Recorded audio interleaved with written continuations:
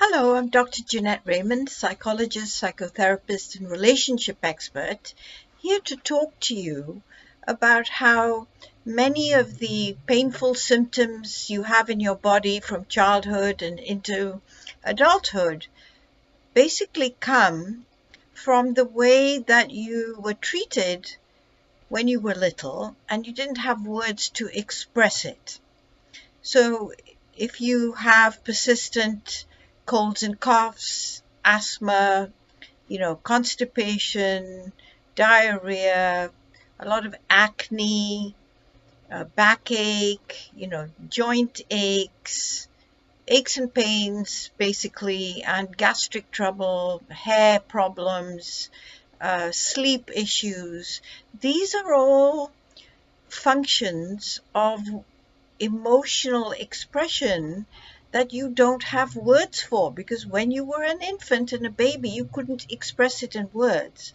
And if the person caring for you, mostly your mom, wasn't tuning into you, she didn't know what was going on for you and may have responded to you in a way that didn't actually meet your needs. She either gives you something you don't want or doesn't give you something that you do want. But either way, it's a misattunement, it doesn't fit. And so all the frustration and the unease, the horrible experience of being left in a state of, you know, not calmness, unease, it all goes into your body. So let me tell you how this happens. So here's a baby who's just born and she's immediately anxious at birth. Mom doesn't know why, but she wants to cling on to her the whole time. And it's very awkward for mom. Mom needs to go to the bathroom. Mom needs to go to work. Mom needs to be with dad. Mom needs to watch TV. Mom needs to eat. But baby is terrified of not being near mom because then she won't survive. So sometimes mom picks her up, but then she gets fed up and says, well, you should be able to sleep now. You should be okay because I've just changed you. You should be fine. So stop wanting more milk. Stop wanting less milk, whatever it might be.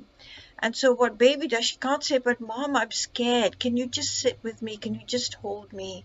Just let my nervous system calm down. Baby can't say that.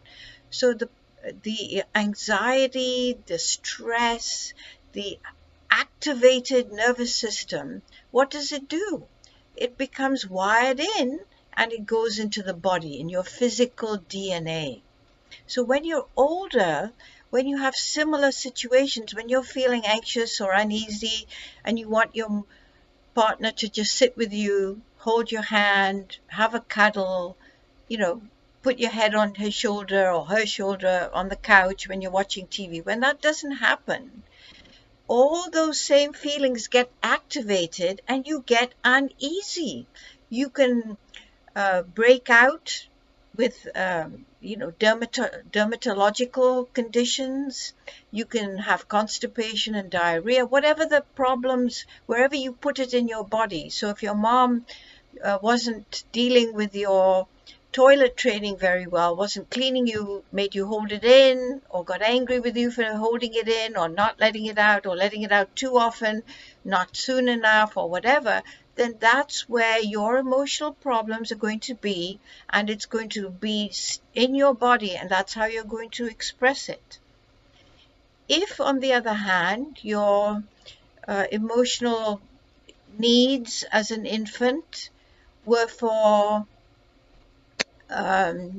playing and being made to feel special, to have enjoyment, to have eye contact and laughing and giggling and tickling and touch and caressing and so on.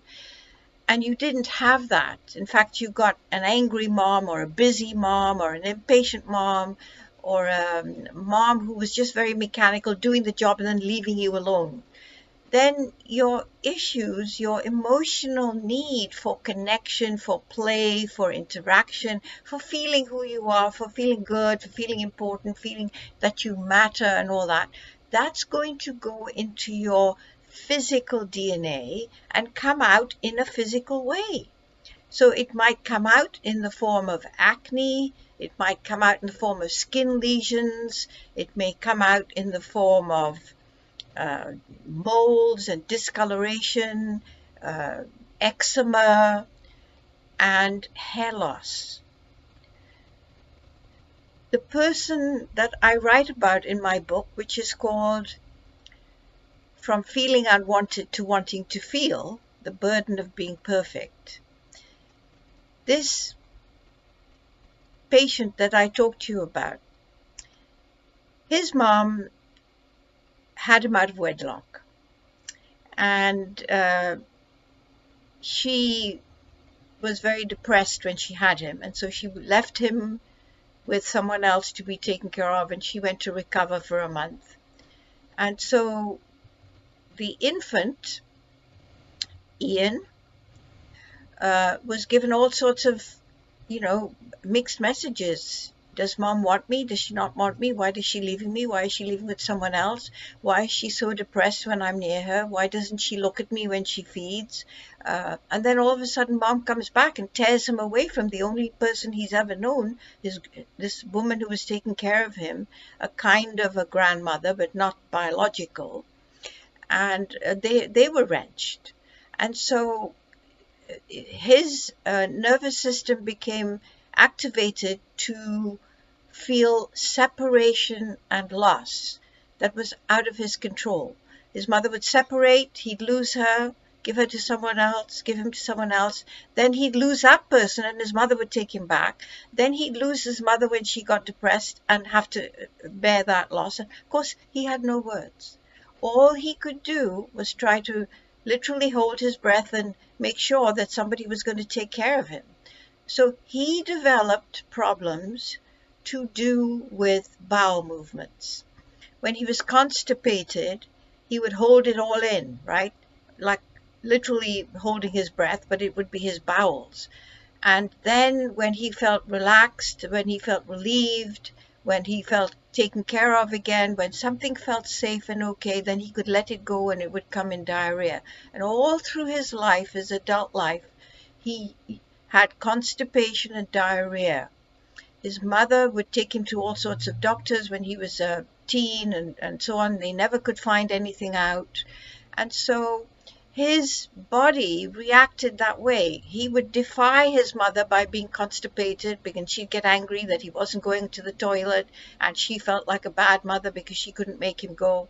And then when he felt ready, he would go and let it all out. But he ended up in adult life with irritable bowel syndrome, irritable bowel disease, and blood in his stools, because this was what he did to himself. Held it all in with constipation and then damaged the lining of the intestines so that they would bleed in ulcerative colitis. The irritable bowel syndrome and irritable bowel disease.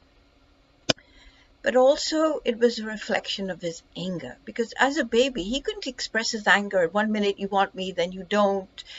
There's a sense of loss. I'm going to be taken away, now I'm going to be given here. Who am I supposed to attach to? How is this all going to work? He's angry, because he couldn't talk to his mother about it. And so irritable bowel syndrome and irritable bowel disease with blood in his stools, the constipation and diarrhea became the symbol for his angry, irritable, emotional self that couldn't control the relationship. So please take note of what your body is saying. Ask what it means. If you have a backache, if you have a neck ache, who's a pain in the neck? If you have a butt ache, who's a pain in the butt?